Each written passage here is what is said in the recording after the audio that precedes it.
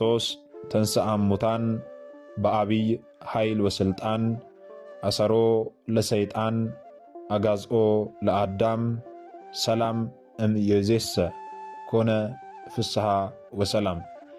የጌታችን የመድኃኒታችን የኢየሱስ ክርስቶስ ቸርነቱ፣ ምሕረቱ፣ ይቅርታው በሁላችን ላይ ይደርብንና የእናታችን የእመቤታችን የቅድስት ድንግል ማርያም ምልጃ፣ ተራዳይነቷ፣ በረከቷ በሁላችን ላይ ይደርብንና እንደ እግዚአብሔር አምላካችን መልካምና በጎ ፍቃድ ዛሬ የምንማማረው የጌታችን የመድኃኒታችን የኢየሱስ ክርስቶስን የትንሣኤ በዓል ባከበረን በሳምንቱ በዕለተ እሁድ ዳግም ትንሣኤ ብለን እናከብራለንና ስለምን ዳግም ትንሣኤ ብለን እናከብራለን?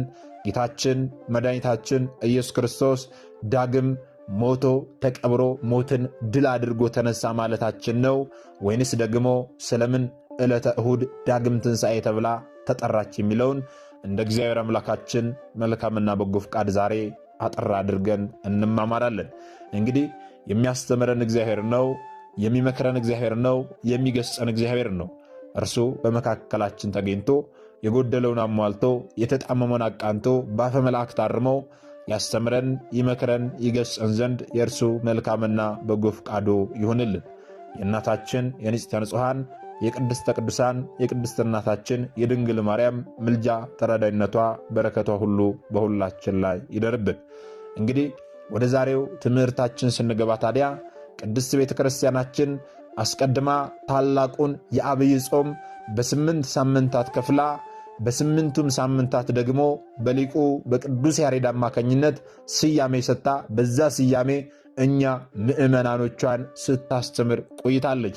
ይህም ብቻ ሳይሆን ደግሞ ታላቁን የአብይ ጾም መጨረሻውን ሳምንት ሰሞነ ሕማማት ብላ ጌታችን መድኃኒታችን ኢየሱስ ክርስቶስ በሕማማት ሰኞ ምን አደረገልን፣ በሕማማት ማክሰኞ ምን አደረገልን እያለች ጌታችን መድኃኒታችን ኢየሱስ ክርስቶስ ለእኛ የከፈለልን ሕማማት ወይም ደግሞ የተቀበለውን መከራ መስቀል ስታሳስበን እኛም ደግሞ በሐዘን ውስጥ ሆነን ጌታችን መድኃኒታችን ኢየሱስ ክርስቶስ ኃጢአታችንን በደላችንን ሁሉ ይቅር እንዲለን እንድንማጸን ሰሞነ ሕማማት ብላ ስለ ጌታ መከራ ስታሳስበን ቆይታለች። ይህም ብቻ ሳይሆን ደግሞ የጌታችን የመድኃኒታችን የኢየሱስ ክርስቶስን የትንሣኤ በዓልን ካከበርን በኋላ ያለውን አንድ ሳምንት ወይም ደግሞ 7ቱን ዕለታት የየራሳቸው የሆነ ስያሜ ሰጥታ በዛ ስያሜ ውስጥ ደግሞ አሁንም እኛ ምእመናንን ታስተምራለች ማለት ነው።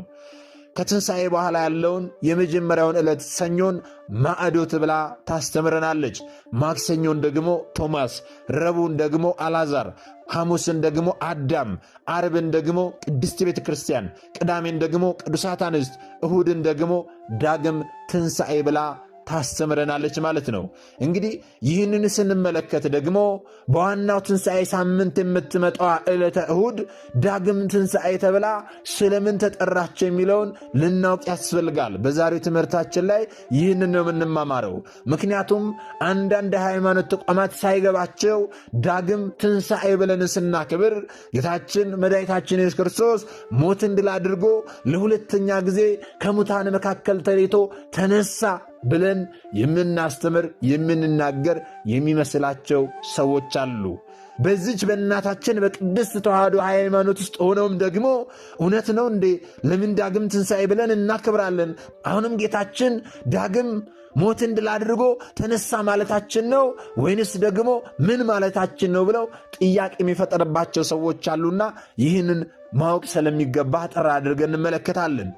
እንግዲህ ቅድስት ቤተ ክርስቲያናችን ይህንን ዕለተ ሰንበት ስለምንድን ነው ዳግም ትንሣኤ ብላ የምትሰብከን ስንል ጌታችን መድኃኒታችን ኢየሱስ ክርስቶስ በትንሣኤው ዕለተ ማታ በዝግ በር ገብቶ በቅዱሳን ሐዋርያት መካከል ተገኝቶ ሰላም ለሁላችሁን በማለት ትንሣኤውን ገልጾላቸው ነበረ። ልብ በሉ ወገኖቼ፣ ደቀ መዛሙርቱ ወይም ደግሞ ሐዋርያቱ በር ዘግተው አይሁዳውያንን ፈርተው በአንድ ቦታ በፍርሃት ሆነው ተሰብስበው ሳሉ ጌታችን መድኃኒታችን ኢየሱስ ክርስቶስ ሞትን ድል አድርጎ ከተነሳ በኋላ ሳያንኳኳ በሩን ክፈቱልኝ ሳይላቸው በዝግ በር ገብቶ በቅዱሳን ሐዋርያት መካከል ተገኝቶ ሰላም ለሁላችሁን ብሎ በጦር የተወጋ ጎኑን አሳይቷቸው በአምስቱ ቅንዋተ መስቀል የተቸነከሩ እጆቹንና እግሮቹን አሳይቷቸው ምስጢረ ትንሣኤውን ገልጦላቸው ነበረ። ታዲያ ይህንን ምስጢረ ትንሣኤውን ለደቀ መዛሙርቱ ሲገልጥላቸው ከደቀ መዛሙርቱ አንዱ የሆነው ቅዱስ ቶማስ በመካከላቸው አልተገኘም፣ የለም ነበረ። ታዲያ ሐዋርያው ቅዱስ ቶማስ ከሄደበት ሲመጣ ጌታችን እንደተነሳና እንደተገለጸላቸው ሐዋርያቱም ደግሞ እንዳዩና እንዳመኑ በደስታ ሆነው ሲነግሩት እርሱ ግን ይህንን ካላየው አላምንም አላቸው። በኋላ እናንተ አየን ብላችሁ ልትመሰክሩ ልታስተምሩ፣ እኔ ግን ደግሞ ሰምቻለሁ ብዬ ልመሰክር ላስተምር ነውን? ይህማ አይሆንም፣ እኔ ይህንን አላምንም አላቸው። ልብ በሉ ወገኖቼ፣ ሐዋርያው ቅዱስ ቶማስ ስለምንድን ነው ይህንን አላምንም ያለው? ጌታችን አዎ ሞትን ድል አድርጎ ተነሳ አየነው ብለው ሲነግሩት ስለምንድን ነው እርሱ አላምንም ያለው የሚለውን ለማወቅ አስቀድመን ስለ ቶማስ ማንነት ልናውቅ ያስፈልጋል። ከቃሉ ትርጉም ጀምሮ ማለት ነው። ይህንን ስንመለከት ደግሞ ቶማስ ማለት ምን ማለት ነው ስንል ቶማስ የሚለው ቃል የአረማይክ ቋንቋ ሲሆን በግሪክ ቋንቋ ደግሞ ዲዲሞስ ይባላል። ቶማስ ማለት ፀሐይ ማለት ነው። ሐዋርያው ቅዱስ ቶማስ ታዲያ ማን ነው ስንል ትንሣኤ ሙታን የለም ብለው ከሚያምኑ ከሰዱቃውያን ወገን ነበረ። ልብ በሉ ወገኖቼ፣ ቅድስት ቤተ ክርስቲያናችን ስለ ዳግም ትንሣኤ ስታስተምረን መጽሐፍ ቅዱስን መነሻ አድርጋ ነው፣ ዝም ብላ አይደለም። የዮሐንስ ወንጌል ምዕራፍ 20 ቁጥር 19 ጀምሮ ስትመለከቱ ይህንን ሙሉውን ታገኛላችሁ። ሐዋርያው ቅዱስ ቶማስ ትንሣኤ ሙታን የለም ብለው ከሚያምኑ ከሰዱቃውያን ወገን ነበርና በዚህም የተነሳ ጌታችን መድኃኒታችን ኢየሱስ ክርስቶስ ከሞት ከተነሳ በኋላ ጌታችን ለቅዱሳን ሐዋርያት ሲገለጥ ቶማስ በመካከላቸው አልነበረምና ቅዱሳን ሐዋርያት ለቶማስ ጌታን አየነው ብለው ቢነግሩት የችንካሩን ምልክት በእጆቼ ካላየው፣ ጣቶቼንም በችንካሩ ምልክት ካላስገባው፣ እጄንም ከጎኑ ካላስገባው በስተቀር አዎ እኔ ይህንን አላምንም አላቸው። ልብ በሉ፣ ደቀ መዛሙርት ሲነግሩት እርሱ ግን አላምንም አላቸው። ስለዚህም ታዲያ የሰውን ሁሉ ይልቁንም ደግሞ የመረጣቸው የወዳጆቹን የልብ ሐሳብ የሚያውቀው ቸርነቱ ወሰን የሌለው የባሕሪ አምላክ መድኃኔ ዓለም ክርስቶስ ልክ እንደ ትንሣኤው ወይም ደግሞ መጀመሪያ ትንሣኤውን ለደቀ መዛሙርቱ እንደገለጠላቸው ሆኖ አሁንም ደግሞ ተገለጠላቸው ማለት ነው። ቶማስ ባለበት ልብ በሉ። በዚህ በዮሐንስ ወንጌል ምዕራፍ 20 ቁጥር 25 ላይ የተቸነከረውን እጅና እግሩን በጦር የተወጋው ጎኑን ካላየው አላምንም አለ ሐዋርያው ቅዱስ ቶማስ። ይህንን ሊል የቻለው ቅድም እንዳለው ሐዋርያው ቅዱስ ቶማስ የተጠራው ትንሣኤ ሙታን የለም ብለው ከሚያምኑ ከሰዱቃውያን ወገን ነበርና ነው። አንድም ደግሞ ሌሎቹ ሐዋርያት ሞትን ድል አድርጎ ተነሳ አየነው እያሉ ሲያስተምሩ እኔ ግን ሰማው ብዬ ላስተምር ነውን? ደቀ መዛሙርቱ ነግረውኛል ብዬ ላስተምር ልመሰክር ነውን? ስለዚህ እኔ ይህንን አላምንም አለ። ጌታም ታዲያ የቶማስን ጥርጣሬ ያስወግድለት ዘንድ በተነሳ በስምንተኛው ቀን ቅዱስ ቶማስ ከሌሎቹ ሐዋርያት ጋር ሳለ እንደገና በትንሣኤው እንደታያቸው ሆኖ አሁንም ተሰብስበው በራቸውን ዘግተው በቤታቸው ሳሉ ሳያንኳኳ በሩን ክፈቱልኝ ሳይል በዝግ ቤት ገብቶ በመካከላቸው ቆሞ ሰላም ለእናንተ ይሁን ብሎ ለሁለተኛ ጊዜ ሐዋርያው ቅዱስ ቶማስ ባለበት ምስጢረ ትንሣኤውን ገለጠላቸው። ልብ በሉ። ሰላምታ ከሰጣቸው በኋላም ታዲያ ሐዋርያው ቅዱስ ቶማስን ከሌሎቹ ሐዋርያት መካከል ለይቶ ጠርቶ እንዲህ አለው፣ ቶማስ ቶማስ ና በችንካር የተሸነከሩ እጆቼን እይ፣ እንዲሁም ደግሞ እጅህን አምጥተ በጦር ወደ ተወጋው ጎኔ አግብተህ ዳሰኝ፣ ያመንክ እንጂ ተጠራጣሪ አትሁን ባለው ጊዜ ቶማስም በጦር ወደ ተወጋ ጎኑ እጆቹን ሰደደ። ከዚያም በኋላ ደግሞ በእጆቹ በጦር የተወጋው ጎኑን በዳሰሰ ጊዜ እጁ ከእሳት እንደገባ ጅማት ኩምትርትር አለች። በዚህ ጊዜ እጁ ሲኮማተርበት ጌታዬ አምላኬ ብሎ አሰምቶ ጮሆ ተጣራ። የጌታችንን አምላክነቱንም ጌትነቱንም መሰከረ። በዚህ ጊዜ ጌታችን መድኃኒታችን ኢየሱስ ክርስቶስ በዮሐንስ ወንጌል ምዕራፍ 20 ቁጥር 29 ላይ እንደምናገኘው አንተ አይተሃል አምነሃል፣ ነገር ግን ሳያዩ የሚያምኑ ብፁዓን ናቸው ብሎ የተኮማተረች እጁን ፈውሶለታል። ልብ በሉ። ስለዚህ ይህቺ ዕለት የጌታችን የመድኃኒታችን ኢየሱስ ክርስቶስን የትንሣኤ በዓል ካከበረን በኋላ በሳምንቱ በዕለተ እሁድ ዳግም ትንሣኤ ወይም ደግሞ በተለምዶ ዳግማ ትንሣኤ ብለን የምናከብረው ለምንድነው ስንል ጌታችን ሞትን ድል አድርጎ ከተነሳ በኋላ ለደቀ መዛሙርቱ ፈርተው በአንድ ቤት ተሰብስበው ሳሉ ትንሣኤውን ገለጠላቸው።